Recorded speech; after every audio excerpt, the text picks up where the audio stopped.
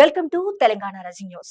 మిగులు బడ్జెట్ లో ఉన్న రాష్ట్రాన్ని నాడు కేసీఆర్ కు అప్పచెప్తే 8 లక్షల కోట్ల అప్పు చేసిన ఆర్థిక ఉగ్రవాది ద్రోహి కేసీఆర్ అంటూ ముఖ్యమంత్రి శ్రీ రేవంత్ రెడ్డి గారు నిప్పులు చెరిగారు. కృష్ణా జిల్లాలో తెలంగాణకు మానశాసనం రాసిందే కేసీఆర్, ఆయన పూర్తిగా జల ద్రోహి అంటూ వ్యాఖ్యానించారు. 10 ఏళ్లలో రాష్ట్రాన్ని నడి బజార్లో నిలబెట్టి దివాలా తీయించింది ఆయన కాదా అంటూ ప్రశ్నించారు. మేమొక్కొక్కటి సర్దిద్దుతూ రాష్ట్రాన్ని గాడిలో పెడుతున్నాం, ఆయన తమలపాకుతో కొడితే నేను తలుపు చెక్కతో కొడతానంటూ సీఎం రేవంత్ రెడ్డి గారు పేర్కొన్నారు. ఇక్కడ మరొక ముఖ్యమైన అంశం చూసినాం. సికింద్రాబాద్ బొల్లారంలోని రాష్ట్రపతి నిలయంలో రాష్ట్రపతి శ్రీ ద్రౌపది ముర్ము గారు ఏర్పాటు చేసిన అట్ హోమ్ ఆతిథ్య విందు ఆదివారం ఘనంగా జరిగింది. ఈ కార్యక్రమంలో గవర్నర్ జిష్ణుదేవ్ వర్మ గారు, స్పీకర్ గడ్డం ప్రసాద్ గారు, సీఎం రేవంత్ రెడ్డి గారు పాల్గొన్నారు.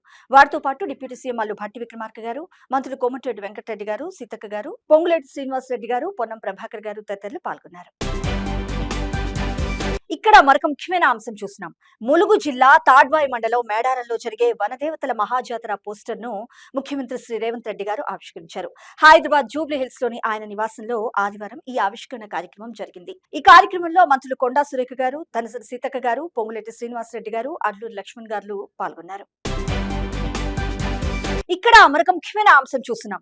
ఆర్ఎస్ఎస్ చేతుల్లోకి భారతీయ గణాంక సంస్థ క్రమంగా వెళ్తోందని కాంగ్రెస్ పార్టీ అగ్రనేత గౌరవ్ శ్రీ రాహుల్ గాంధీ గారు విమర్శించారు. సంస్థలు విజ్ఞానం, సైన్స్ ఆధారంగా నడవాలి కానీ సిద్ధాంతాల ఆధారంగా కాదని స్పష్టం చేశారు. ఇటీవల ఆ సంస్థ విద్యార్థులతో పార్లమెంట్ ఆవరణలో తాను జరిపిన సంభాషణకు సంబంధించిన వీడియోను తన వాట్సాప్ ఛానల్లో పోస్ట్ చేశారు కాంగ్రెస్ పార్టీ అగ్రనేత గౌరవ్ శ్రీ రాహుల్ గాంధీ గారు.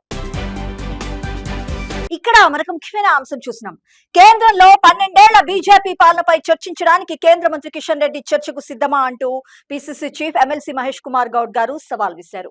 కేంద్ర మంత్రి అయిన కిషన్ రెడ్డి తెలంగాణ రాష్ట్రానికి చేసిందేంటో ప్రజలకు వివరించాలంటూ నిలదీశారు. 6 గ్యారంటీల అమలుపై సోనియా గాంధీ గారికి ఆయన లేఖ రాయటం పూర్తిగా విడ్డూరం. కాంగ్రెస్ పార్టీ అగ్రనేత గౌరవ్ శ్రీ సోనియా గాంధీ గారిని ప్రశ్నించే స్థాయి, నైతిక అర్హత కిషన్ రెడ్డికి లేనే లేదంటూ వ్యాఖ్యానించారు.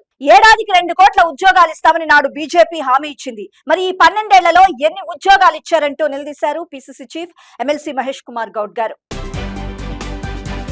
ఇక్కడ మరొక ముఖ్యమైన అంశం చూసినాం. ఆర్టీసీలో మహాలక్ష్మి పథకం కింద ఉచిత బస్సు ప్రయాణం కోసం ఆడబిడ్డలకు ప్రత్యేక కార్డులు ఇవ్వనున్నట్లు డిప్యూటీ సీఎం మల్లు భట్టి విక్రమార్క గారు వ్యాఖ్యానించారు. ఇందుకోసం సెంటర్ ఫర్ గుడ్ గవర్నెన్స్ తో ఒప్పందం చేసుకున్నట్లు తెలిపారు. ప్రతి ఒక్క మహిళకు ప్రత్యేక కార్డు పంపిణీ చేయాలని అధికారులకు ఆదేశాలు జారీ చేశామని తెలిపారు. ఇక్కడ మరొక ముఖ్యమైన అంశం చూసినాం. 10 ఏళ్లలో ఒక్క ఎకరానికి కూడా నాడు నీళ్లివ్వలేదు కేసీఆర్. 1,00,000 కోట్లు పెట్టి కాళేశ్వరం కట్టి ఏం సాధించడం అంటూ నిలదీశారు మంత్రి ఉత్తమ్ కుమార్ రెడ్డి గారు. నీవు కట్టిన కాళేశ్వరం కూలింది, పాలమూరు రంగారెడ్డికి 90 టీఎంసీల కేటాయింపులు కాంగ్రెస్ హయాంలోనే జరిగాయంటూ వ్యాఖ్యానించారు.